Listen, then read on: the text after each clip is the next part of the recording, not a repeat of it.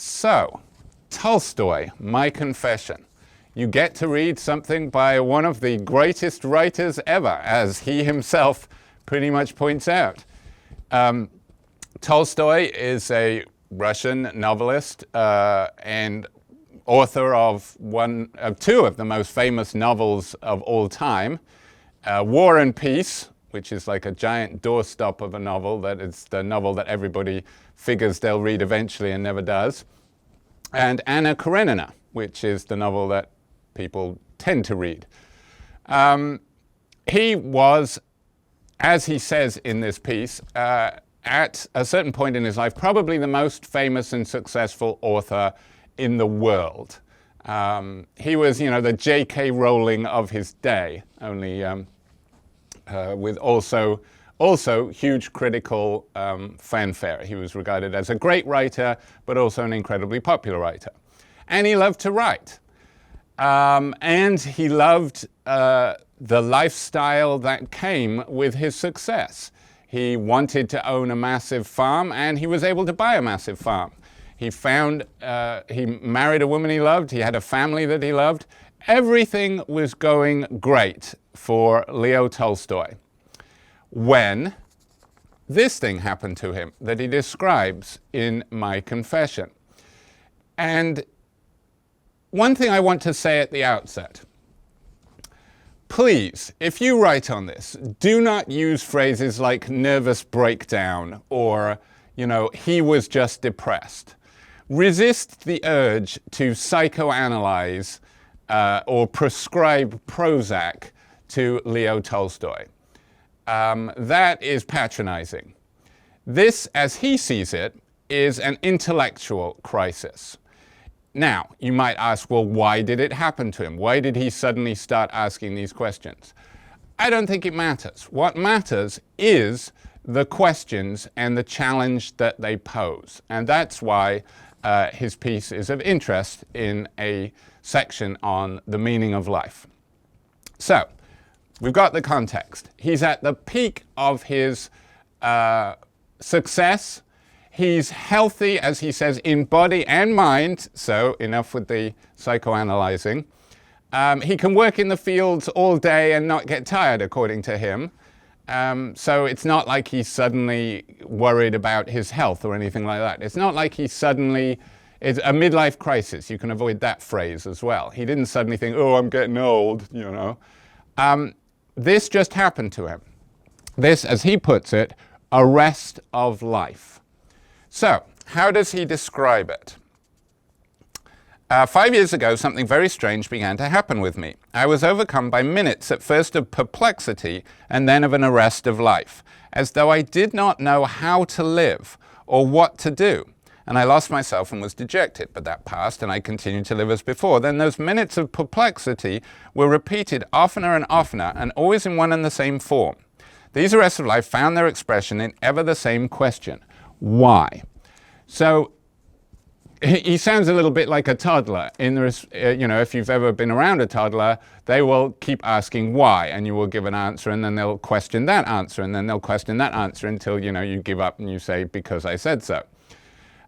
So, for example, he says, things that seemed obvious to him before, like tending to his Samara estate, that's the name he gave to his giant farm, to my son's education, or to the writing of a book. These are all things, it's obvious before why he should do that. Why should you look after your farm? It's like, are you stupid?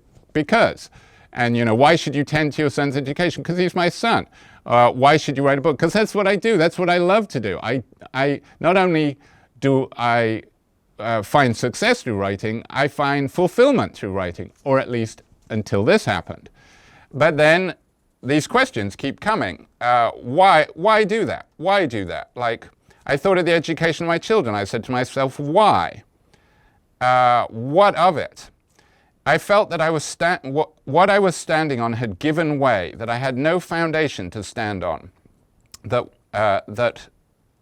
which I lived by no longer existed, and that I had nothing to live by.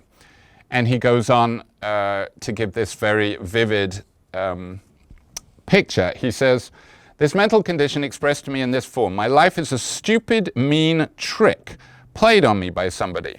Although I did not recognize that somebody as having created me, the form of the conception that someone had played a stupid, mean trick on me by bringing me into the world was the most natural thing. Involuntarily, I imagined that there somewhere there was somebody who was now having fun, as he looked down upon me and saw me, who had lived for 30 or 40 years, learning, developing, growing in body and mind, now that I had become strengthened in mind and had reached the summit of life, from which it all lay before me, standing as a complete fool on that summit, and seeing clearly that there was nothing in life and never would be. And this was fun to him. So, the problem that he encounters is he doesn't know the point of what he's doing. Before he started asking the question, it seemed obvious, and that's what he says. At first, these questions seemed stupid and childish, but until I tried to answer them, saw that actually they were the most important questions, and I had to find an answer. And there's another vivid image. Well, you can see why he's a great writer. This piece is packed full of great imagery. He talks about the Eastern Fable. This is a Buddhist story.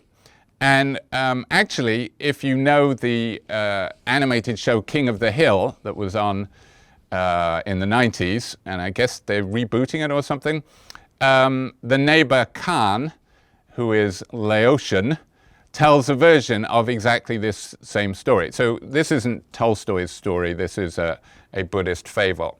But the idea is a traveler is being chased by a beast, jumps into a well to escape, but there's a dragon at the bottom of the well, hangs on to a branch to save himself, so he's halfway down the well clinging to this branch, but then these two mice are eating through the branch. And the mice are black and white, symbolizing day and night, and they keep moving, symbolizing time passing and getting older, and you're eating through the branch until eventually you die. But the key of this story is that there's some honey on the branch, and you can taste the honey, and that should distract you. So the point of the fable is you're doomed, you're going to die, but you can distract yourself by eating the honey, and the honey will keep you going. If you can focus on the honey, that you're good. Yeah, that's the way to live your life. But the kicker for him is, I clearly see the dragon, that is death, and the honey is no longer sweet to me. So it's not working for him anymore. He cannot distract himself with the honey. Okay, so he has to try and answer these questions. Why? What's the point of everything? And he goes to what are the major sources of knowledge in his time, which is the late 19th century. He lived into the 20th century, but he's writing this in the late 19th century. And this is science. Science at that time is making huge advances, and he is part of the sort of intelligentsia of Russia at the time, and he's surrounded by people who know all of this stuff. And he makes this, he says, in my search after the question of life, I experienced the same feeling as a man who has lost his way in the forest. And the forest represents the forest of human knowledge. And it's not helping him get what he wants. He's looking for a home. He's looking for, by analogy, a house, which is his means to live. And he goes into the forest looking for it. And there's either a clearing, which represents the mathematical and experimental sciences, or there's the forest, which is the speculative sciences. I'm not entirely sure what he means by the speculative sciences. That could include philosophy, but physics and so on gives this answer. So he goes to these sources of knowledge and he says, what's the point? Well, why am I here? What's the point of me?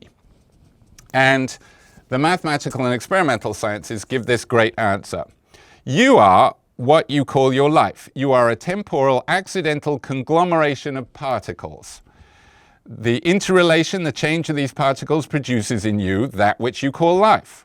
This congery will last for some time, and then the interaction of these particles will cease, and that which you call life and all your questions will come to an end.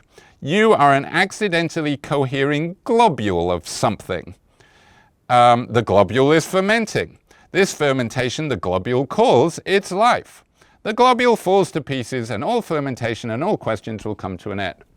That's the answer that science says. It says you're an accident. And this, of course, is what evolution essentially says, that human beings, there's no plan that put us here. We're not design. We're not the product of some design. We are not the center of the universe. Why does life exist on Earth? It was just an accident. It was just an accident. There's no reason for it. So you're just an accident, don't worry, this questioning is just a byproduct of physical processes and it'll cease when you eventually die. Well, that didn't help him. That didn't give him what he wanted.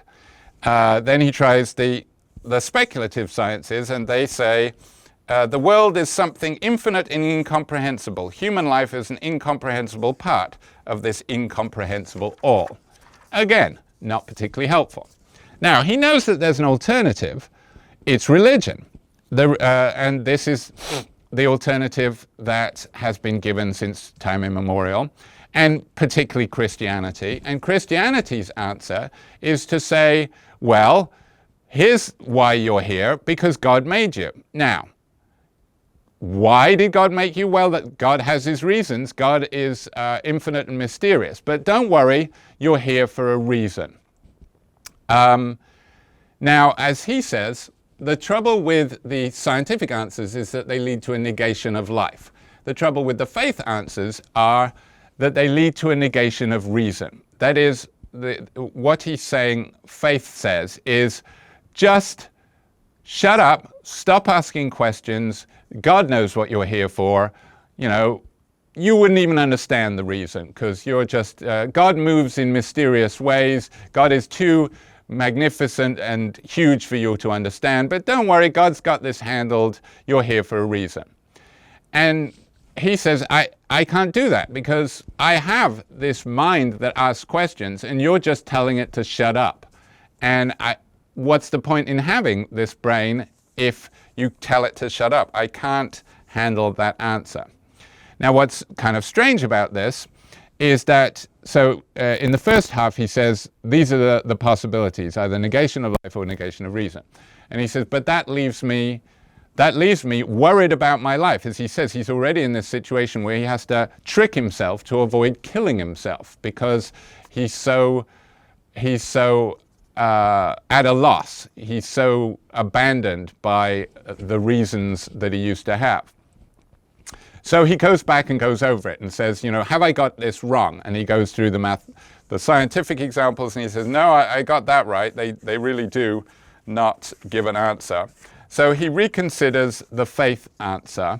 And the second time he goes back to the faith answer, he says, instead of calling it a negation of reason, he says, faith was the knowledge of the meaning of human life, in consequence of which man did not destroy himself but live.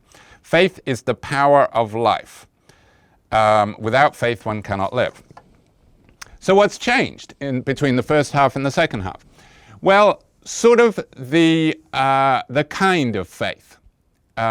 This incident in Tolstoy's life famously did bring about a radical change in him, and he became committed to a very kind of for the people version of faith. He started giving away all of his wealth. His family was not happy with this change in Tolstoy. They kind of liked living on the big farm and living a good life. But he became very ascetic in his ways and very much devoted to the poor. So the kind of faith he's probably considering here is the traditional mainstream church, whereas the faith that is the power of life is the faith of the common folk. And the last part of the article, you see, is a lot of contrasting the life of the rich and the learned, the set that he moved in, that he'd worked his way into that circle, and he liked these people. This was enriching to his mind to hang out with these people. But it was they couldn't answer his why question, whereas he looked at the real working class, the poor people, and he draws this contrast. What I saw in our circle, where life without faith was possible and where hardly 1 in 1,000 professed to be a believer, among them, the real working class, there was hardly 1 in 1,000 who was not a believer. In contradistinction to what I saw in our circle, where all life passed in idleness, amusements, and tedium, I saw that the whole life of these people was passed in hard work, and that they were satisfied with life. Now, this sounds like a little bit rose-tinted view of the poor. He says they work hard. It's not like they're happy. He says they realize they've got a hard life. I mean, a Russian peasant's life was a hard one and an early death. But he says, what I notice about these people is none of them ever consider committing suicide. Their life is hard. It's a poor life, perpetually working to stay alive, and they die young, but none of them ever considers committing suicide. And yet, when they do come to their deathbed, they are happy in death. As he says, in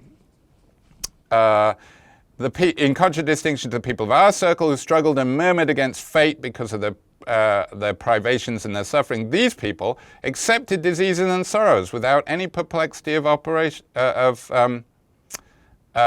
opposition. And finally, these people live, suffer, and approach death and suffer in peace, more often in joy, in contradiction to the fact that a calm death, a death without terror or despair, is the greatest exception in our circle. A restless, insubmissive, joyless death is one of the greatest exceptions among the masses. So the masses have got it right. They've solved the problem. They've solved the problem of life. How have they solved the problem of life?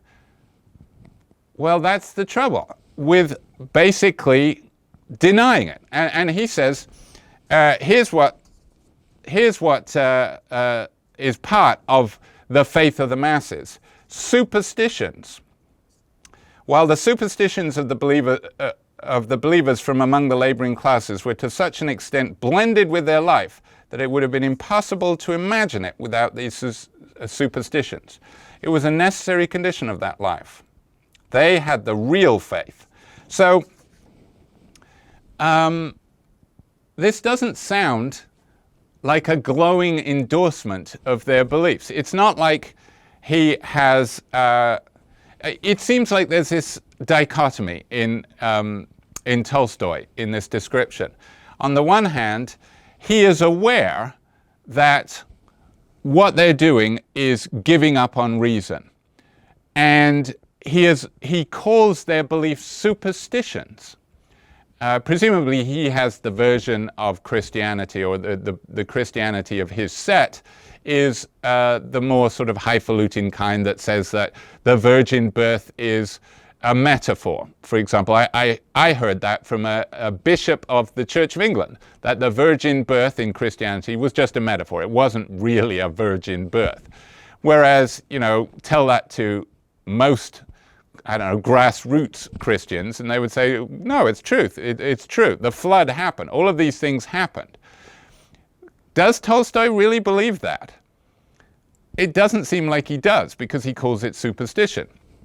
But what he's saying is, you've got to just, in a sense, kind of lobotomize yourself, it seems to be his prescription, and just accept that your life has a purpose. So he seems to be saying that you've got to trick yourself, as it were, to believe that there is a purpose to life. This is the simple faith, and that's what enables you to keep living. It is to sort of put aside these questions. So I find this essay, it's kind of, I always think that he kind of betrays himself, because he starts it out by saying that this isn't really a possibility for me, and then he ends it by saying, well, faith is the power of life. It seems like he has evaded the question. He hasn't answered the question, as he freely admits, because he seems to think that there isn't an answer that can satisfy. But this idea of finding infinite in the finite, this is what is involved in in faith that enables it to solve the problem. That is the solution. And I think we'll see in the other readings that we look at that they are critical of this approach, that this approach is kind of a sellout. But it enabled Tolstoy to go on and live a long and contented life, doing great good in the world. He was almost saintly. He was always a good person, and he was always concerned with the life of the poor, as he says. That was one of the things that he did, along with looking after his farm and his children. But he sort of threw himself into the life of the poor and really concerning himself solely with them, and sort of turned away from his intelligentsia friends thereafter. So it worked for him. It worked for him. But is it really, has he really answered the question, or has he just shut off the part of his mind that was causing him the problem? You decide.